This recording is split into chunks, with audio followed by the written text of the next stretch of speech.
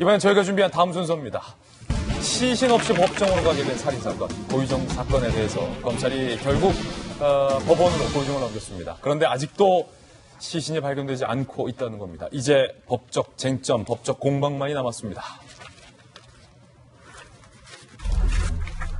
시신 없이 기소, 계획범행 입증 자신, 검찰은 살인, 사체 손괴, 은닉 혐의로 구속 기소한 상황. 경찰은 극단적인 인명 경시 살인으로 혐의 입증에는 전혀 문제가 없다. 시신은 없지만 혐의를 입증하는 데 있어서는 지금 자신감을 경찰이 현재 보이고 있는 상황입니다. 그런데 일각에서는 시신 없는 살인사건과 관련돼서 과연 센 형량이 나올 수 있느냐라는 궁금증도 제기가 되고 있습니다.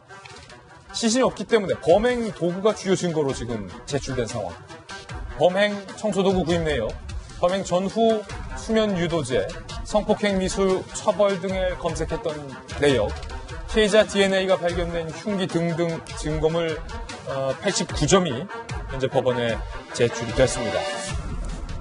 김도현 박사님, 이게 걱정되는 게 이게 살인사건과 관련된 경우, 그리고 이 범인이 나는 우발적이다라고 강하게 주장을 하고 있는 경우에는 결정적인 증거로 시신이 나와야 이 범인이 이 시신을 어떻게 훼손을 하고 어떻게 살인을 저질렀는지가 과학적으로 명백하게 지금 증거가 드러났는데 현재 애석하게 지금 시신이 없어요. 그러니까 시신 없는 살인 사건으로 재판을 받아야 되기 때문에 정말 우리가 상식적으로 납득할 수 없는 이 살인 사건에 대해서 이러한 최대의 형량이 나올 수 있겠는가라고 걱정하시는 분들도 일부 있는 것 같습니다. 경찰 입장에서는 지금 가지고 있는 명확한 증거, 89점에 달한다고 있는 범행 증거 속에서 고유정의 DNA가 확보됐기 때문에 혐의 입증에는 전혀 문제가 없다, 이렇게 자신감을 피력하고 있는 상황인데요. 또 그러는 과정 속에서 경찰에서는 경찰의 초동 수사에 문제가 있었기 때문에 결국은 시신을 찾을 수 없었던 것이 아닌가라고 해서 경찰이 초동 수사에 문제점을 제기하고 경찰을 오히려 조사하겠다고 얘기를 하고 있습니다. 근데 과거에 우리가 2015년도의 사건을 기억해보면 화성에서 일어났던 살인사건이 있는데 그 당시에도 결국 끝끝내 시신을 발견하지 못했습니다. 당시 육절기 살인사건이라고 불렸던 그 사건이 있는데요. 화성 살인사건. 그 사건에서도 최종적으로 시신은 발견하지 못했지만 여기에 나와 있는 여러 가지 DNA 검출이라든지 사용됐던 흉기 등을 이 재판에서 중요한 증거로 채택했고 결국은 무기징역이 선고가 됐거든요. 그러니까 따라서 경찰이 지금 얘기하고 있는 것처럼 시신을 찾지 못했기 때문에 사체 유기에 대한 혐의는 결과적으로 제기하지 못했습니다. 그럼에도 불구하고 나와 있는 여러 가지 간접 증거라든지 이런 정황 증거들을 바탕으로 충분히 입증할 수 있다고는 얘기하고 있으나 그럼에도 불구하고 경찰의 초동 수사에 대한 국민적 문제제기는 당연히 가능할 수 있는 터라 최종적으로 재판은 재판대로 잘 이끌어야 되고 초동 수사에 문제가 없는지에 대한 이 경찰의 과정들도 같이 함께 따져 물어야 될 대목들이 있는 것 같습니다. 김광선 변호사님, 중형을 피하는 건 아니냐, 사실은 국민적인 걱정이기도 해요.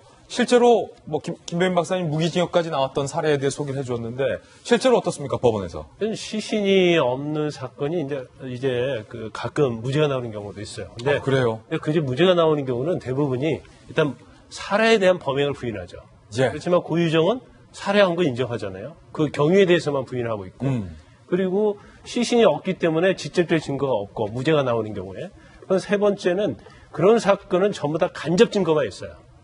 그래서 무죄가 나오는 경우가 가끔 있죠. 그렇지만 고유정 씨와 관련된 사건은 이와 전혀 다르다 이렇게 볼 수 있어요. 왜냐하면 일단 이제 범행 도구랄지 청소 그리고 이제 사체 은닉, 손괴 또 그 과정이면 굉장히 치밀했다는 것이 이미 다 증거로 나와 있고 그 다음에 본인 자체가 이미 범행을 하기 위해서 졸피뎀이라는 수면 유도제까지 준비해서 음식에 탔다는 거 아니에요? 예. 그러면 이제 살해에 대한 증거는 명백한데.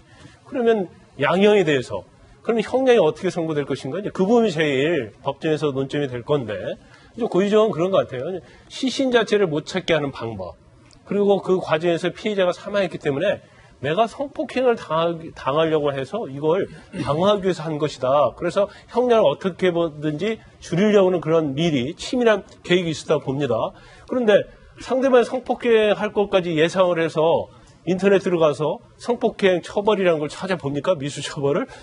그런 부분이랄지. 앞뒤가 안 맞는다. 그렇죠. 수면유도제를 먹였다랄지 이런 걸 보면 본인의 어떠한 그 흔적 자체. 그러니까 지금 본인은 그걸 방어하기 위해 하다가 그 손에 상처를 입었고 가슴이랄지 팔을 상처 입었다고 주장하지만 그 자체는 지금 검사 결과에 의하면은 그건 공격 큰 또는 자해라고 지금 검찰은 판단하고 있단 말이에요. 만약에 그 상대방이 나에게 폭행을 하려고 하면 거기에 대해서 방어를 하면 이 상처가 방어흔이 돼야 하는 거예요. 근데 그것은 얼마든지 국가수에서 판별할 수 있기 때문에 제가 개인적으로 볼 때는 예, 시신이 없더라도 그렇죠. 시신이 없더라도 당연히 유죄가 선고가 되고 강한. 본인이 저렇게 자기의 우발적 범행, 성폭행을 당하지 않기 위해서 방어를 하다가 이렇게 된 것이라고 주장 자체는 법정에서 저는 받아들이지 않을 거라고 봐요. 그러면 법정의 최고형이 선고될 수밖에 없다. 왜냐하면 다른 사례와 좀 다뤄야 돼요. 왜냐하면 본인 자체가 범행 과정이랄지 범행 이후 과정 또 수사기관 조사받을 때도 계속 진술을 거부한단 말이에요. 그렇다면 무기징역. 저는 제가 판사라고 하면 무기징역 사형은 선고되는 게 마땅하다는 생각을 합니다. 예. 그런데 고유정은 수사당국이 시신을 못 찾는 것을 알고 거기에 기대를 걸고 있는 것 같습니다. 고유정은 계속해서 진술을 거부하고 있습니다. 검찰이 계속 설득을 하는 거예요. 어르고 달려보고도 하는 거예요. 진술하는 것이 피해자에 대한 도리를 다하는 것이다 라고 하자 고유정이 이렇게 진술하는 것이 확인이 됐어요. 기억이 파편화돼 일체의 진술을 할 수가 없다. 야, 이게 참 평상시에는 쓰지 않는 용어들을 고유정이 검찰한테 하고 있어요. 허나 수장님, 기억이 파편화돼 일체의 진술을 할 수 없다. 이게 기억이 어떤 목적일까요? 그러게요. 네. 기억이 파편화된 거 단어 찾아봤잖아요. 저 고유정이라는 사람이 도대체 무슨 생각으로 저런 얘기를 했을까라고 생각하면 머릿속에 여러 가지 고민을 했었을 것 같아요. 질문을 하면 내가 어떻게 답변을 해야 될지도 고민한 게 아닐까. 단어까지도 찾아본 게 아닐까라는 생각이 들고요. 우리 변호사님 말씀하셨던 것처럼 정말로 무기징역이라던가 사형과 같은 그런 결과가 나오지 않으면 우리 국민들 진짜 힘들 것 같습니다. 예. 우리 고유정을 통해서 배운 게 너무 많아요.